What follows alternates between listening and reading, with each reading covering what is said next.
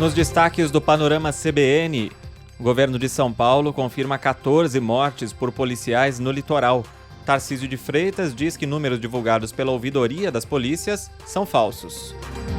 Supremo Tribunal Federal considera inconstitucional o argumento da legítima defesa da honra em casos de feminicídio.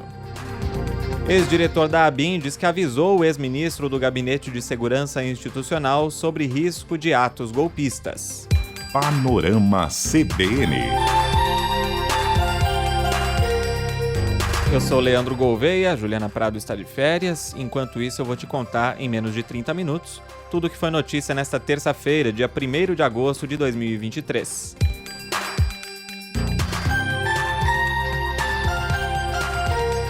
Começamos mais uma edição falando da crise na segurança pública no litoral de São Paulo. O número de civis mortos pela polícia não para de crescer. Até o momento em que eu gravo essa edição, o governo Tarcísio de Freitas confirmou 14 mortes. 2 aconteceram nessa terça, 2 dias depois da prisão de Erickson David da Silva, principal suspeito de ter matado o soldado da rota Patrick Bastos Reis. A Secretaria da Segurança Pública divulgou que 5 mortos foram identificados: Rogério Andrade de Jesus, Cleiton Barbosa Moura, Fábio Oliveira Ferreira, Matheus Eduardo dos Santos da Silva e Evandro da Silva Belém. Todos têm antecedentes criminais por diferentes motivos, como tráfico de drogas e homicídio. Ao portal G1, a viúva de um dos mortos, Cleiton Barbosa Moura, de 24 anos, disse que o marido era pedreiro e foi preso por tráfico de drogas em 2020. Ela afirmou que o marido foi arrastado de casa para um mangue e fuzilado perto do filho de 10 meses. Assim como esse, a ouvidoria das polícias recebeu diversos relatos de abuso da PM, como ameaças, invasões a residências, tortura e execuções sumárias. No fim da tarde dessa terça, o governador de São Paulo, Tarcísio de Freitas, disse que são falsos os números de mortes divulgados pela ouvidoria das polícias. Vamos ter respeito também pelos profissionais que estão trabalhando pela nossa segurança pública. É um monte de gente falando um monte de coisa que não é procedente. Chega um camarada e diz, morreram tantas pessoas, não sabe nem o que aconteceu. Tenho relatos que morreram muito mais pessoas que estão sendo notificadas. É falso. É falso, não tem informação correta. Não está interpretando corretamente o que está sendo registrado nos boletins de ocorrência. Nós estamos trabalhando com toda a transparência. Tarcísio de Freitas ressaltou que o governo não vai tolerar excesso ou desvio de conduta e disse que não é fácil entrar numa área dominada pelo crime organizado, com gente com fuzil na mão. Em entrevista ao CBN São Paulo, o Procurador-Geral de Justiça do Estado, Mário Sarrubo, disse que o número de mortes não é normal. Vamos, evidentemente, a expectativa é trabalharmos junto com a Polícia Civil para que tenhamos uma apuração e, efetivamente, para que de forma transparente a gente consiga saber o que aconteceu nesses dias, porque um número tão grande de mortes. Isso não é normal, é um número muito grande de mortes, então isso não é normal. Portanto, nós temos que investigar, esse é nosso dever e é o que faremos. Ao jornal da CBN, o delegado Antônio Sucupira, do Guarujá, negou ter havido excesso dos policiais. Foi dito a ele, em especial ao ouvidor da Polícia Civil, que os laudos do ML das vítimas está sendo feito, está sendo elaborado, e pela dinâmica do confronto dessas ocorrências, foi dito que nenhum dos casos, até o presente momento, foi levantado ou se vislumbra que tenha ocorrido qualquer tipo de excesso ou de execução. A polícia entrou nesta terça no 4º dia de Operação Escudo. Até o momento em que eu gravo esse podcast, 35 pessoas foram presas. Na cidade de Santos, vizinha do Guarujá, 2 policiais militares foram baleados em 2 ocorrências. Em uma delas, PMs estavam em frente a uma padaria quando um carro se aproximou. 3 homens saíram armados e atiraram contra a dupla. A PM Nájara Ferreira foi ferida nas costas. Em seguida, uma viatura foi atacada no Morro São Bento. No confronto, um policial foi ferido na perna e um suspeito foi morto. Em outro confronto, no Morro do Jabaquara, outra viatura foi cercada e mais um suspeito foi morto. Os 2 policiais continuam internados na Santa Casa de Santos. Por unanimidade, os ministros do Supremo Tribunal Federal consideraram inconstitucional o uso do argumento da legítima defesa da honra em casos de feminicídio julgados no Tribunal do Júri. Em junho, o plenário já tinha formado maioria. Pela decisão, o argumento de que alguém comete feminicídio para defender a própria honra não poderá ser usado por advogados, policiais ou juízes. A proibição vale tanto para a fase da investigação quanto para o julgamento. Os ministros decidiram que tribunais de segunda instância poderão acolher recursos pela anulação de absolvições caso tenham sido baseadas nessa tese. Ao votar, nessa terça-feira, a ministra Carmen Lúcia relembrou, sem citar nomes, o caso de Ângela Diniz, assassinada com 4 tiros pelo então companheiro Doca Street. Ela argumentou que ainda atualmente as mulheres continuam a ser tratadas como coisas e que nessa condição devem se submeter ao poder de mando de alguém. A presidente do STF, ministra Rosa Weber, disse que não há espaço para a restauração dos costumes medievais e desumanos do passado, pelos quais tantas mulheres foram vítimas da violência e do abuso, em defesa da ideologia patriarcal fundada no pressuposto da superioridade masculina. E na reabertura dos trabalhos, a presidente do STF, Rosa Weber, afirmou que a corte vai seguir firme na defesa intransigente da democracia. A ministra, que vai se aposentar em setembro, relembrou os 47 anos de magistratura e citou os ataques golpistas de 8 de janeiro, ao dizer que a troca do carpete do plenário em julho encerra o processo de recuperação do Supremo, um dos poderes mais atacados. E as instituições democráticas brasileiras saíram fortalecidas do dia 8 de janeiro último, o dia da infâmia, de que não esqueceremos jamais, para que não mais se repita e para que sirva de alerta de que a democracia que restou inabalada seja cultivada e regada diariamente com o diálogo, o debate acalorado de ideias, sim, a defesa de posições divergentes, sim, mas sempre permeados pelo respeito mútuo para que ela, democracia, continue inabalável. Quem também falou foi o Procurador-Geral da República, Augusto Aras, que termina o segundo mandato em setembro. Ele aproveitou a sessão para reagir à agressão sofrida por ministros do STF e autoridades. Sem citar Alexandre de Moraes, ele fez referência ao ataque contra o ministro em julho, no aeroporto de Roma. Aras disse que crimes contra autoridades jamais serão tolerados e frisou a ação constante do Ministério Público Federal para combater as agressões. E o presidente Lula falou sobre a indicação para a Procuradoria-Geral da República durante o programa Conversa com o Presidente. A avaliação nos bastidores é de que são quase nulas as chances de Augusto Aras ser reconduzido, apesar dos acenos feitos nos últimos tempos para tentar permanecer no cargo. Lula disse que vai escolher uma pessoa que não faça denúncia falsa. Eu vou escolher com mais critério, com mais pente fino, para não cometer um erro. Eu não quero escolher alguém que seja amigo do Lula. Eu quero escolher alguém que seja amigo desse país. Alguém que goste do Brasil. Alguém que não faça denúncia falsa. Alguém que não levante falso sobre o outro. Porque quem denuncia uma denúncia falsa e depois não prova, deveria pagar as custas do processo. Porque assim a gente consegue fazer as pessoas serem mais honestas e decentes nas suas decisões. Lula também falou sobre a escolha de Márcio Postman para a presidência do IBGE. Ele disse que a ministra do Planejamento, Simone Tebet, a quem o Instituto está subordinado, já sabia há muito tempo da escolha. Ele é um técnico qualificado, que tem consciência política desse país, altamente respeitado intelectualmente. Ou seja, bom, qualquer pessoa que eu indicasse ia levantar a coisa. E eu quero só te dizer o seguinte, que a Simone não tem nada a ver com isso. Tentaram até inventar briga, porque o Lula passou por cima da Simone, o Lula atropelou. Primeiro, o presidente nunca atropela. O presidente faz o que tem que fazer. Mas eu não atropelaria porque não é o meu jeito de fazer política. E nessa terça-feira foi retomada a CPMI dos atos golpistas de 8 de janeiro. O ex-diretor adjunto da ABIN, Saulo Moura da Cunha, disse que no dia dos ataques avisou o general Gonçalves Dias, então ministro do Gabinete de Segurança Institucional, sobre riscos às sedes dos três poderes, cerca de 1 hora antes da invasão dos prédios. Saulo Moura da Cunha afirmou ainda que a agência produziu mais de 30 alertas entre os dias 2 e 8 de janeiro e que o próprio general pediu que o nome dele fosse retirado da lista de destinatários dos informes de inteligência. Eu fiz primeiro uma planilha em que continha os alertas encaminhados pela ABIN a grupos e continha ali também os alertas encaminhados por mim, pessoalmente, pelo meu telefone para o ministro-chefe do GSI. Eu entreguei essa planilha ao ministro e o ministro determinou que fosse retirado o nome dele dali, porque ele não era o destinatário oficial daquelas mensagens, que ali fosse mantido apenas as mensagens encaminhadas para os grupos de WhatsApp. Ele determinou que fosse feito, eu obedeci a ordem.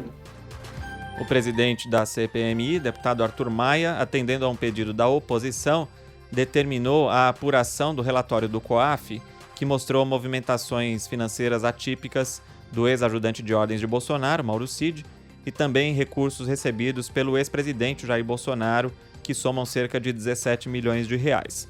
A oposição tenta anular as informações para uso das investigações sob a alegação de que o relatório do COAF trouxe informações além das que foram solicitadas pela CPMI. Maia, então, determinou a abertura de uma apuração sobre o caso e também sobre o vazamento de informações desse relatório para a imprensa. E o presidente da CPMI também voltou atrás depois de dizer que acionaria o STF para obrigar o Ministério da Justiça a fornecer imagens do circuito interno do prédio da pasta do dia dos ataques.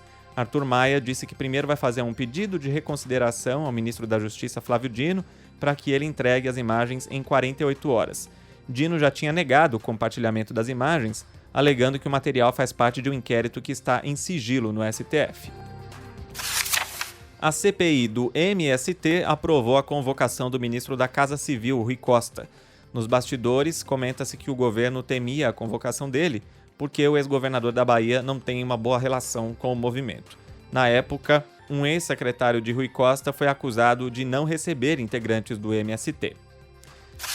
E na CPI da Americanas, o ex-CEO da companhia, Miguel Gutierrez, apresentou um atestado médico e adiou o depoimento. A CPI investiga a fraude contábil da Americanas no valor de 20 bilhões de reais e a fala de Gutierrez é vista como fundamental. O atual CEO da Americanas, Leonardo Coelho Pereira, disse que a culpa é da antiga diretoria e apontou possível cumplicidade de empresas de auditoria.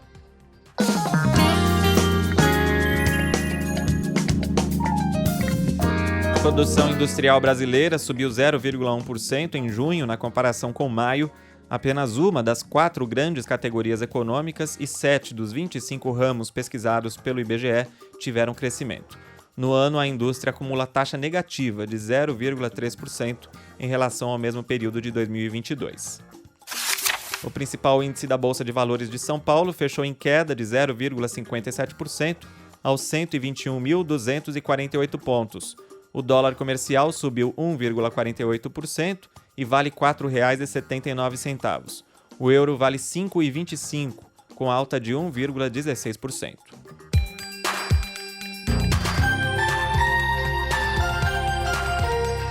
E a gente trata agora de um caso horrível que aconteceu em Belo Horizonte no fim de semana.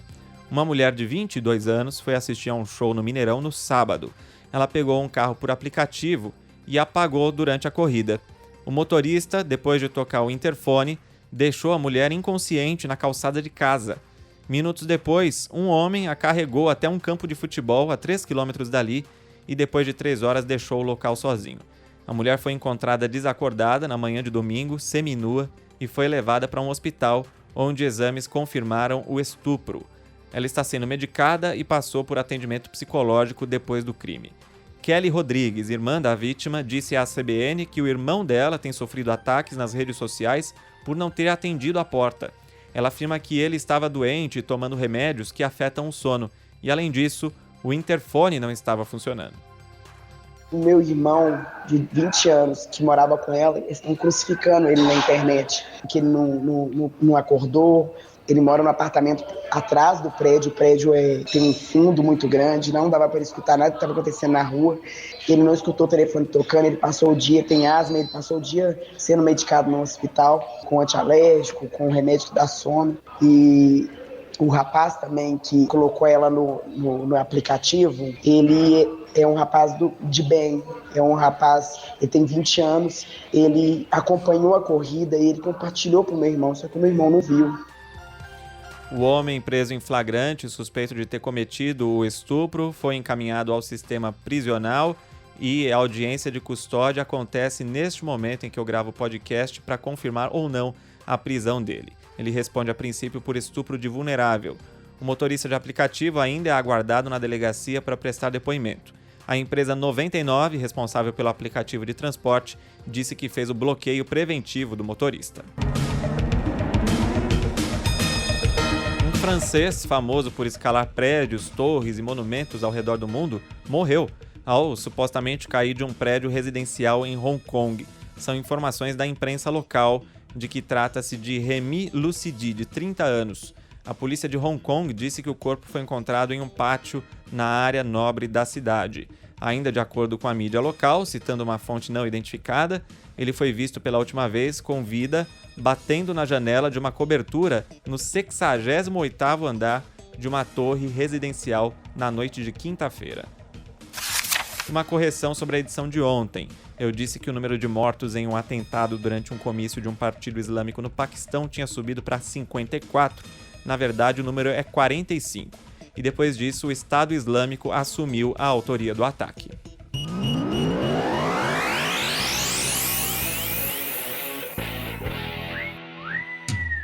Notícia do Flamengo: o atacante Pedro voltou a treinar nesta terça depois de ter faltado no dia anterior. Ele se encontrou pela primeira vez com o elenco depois de ter levado um soco do agora ex-preparador físico do clube, Pablo Fernandes, no último sábado em Belo Horizonte. A polícia de Minas concluiu o inquérito sobre o caso. O delegado Marcos Pimenta disse que Pablo vai responder por lesão corporal leve.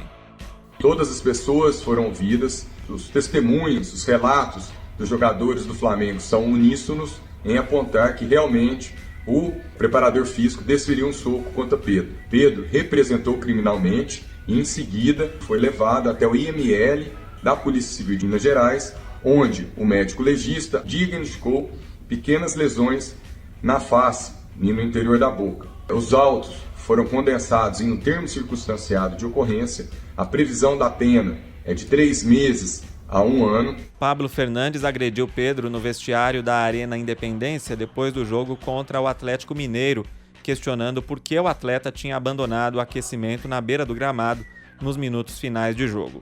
No dia seguinte, o Flamengo demitiu o preparador. E os resultados da Copa do Mundo de Futebol Feminino. Pelo grupo D, a Inglaterra goleou a China por 6-1 e garantiu a classificação em primeiro lugar com 100% de aproveitamento.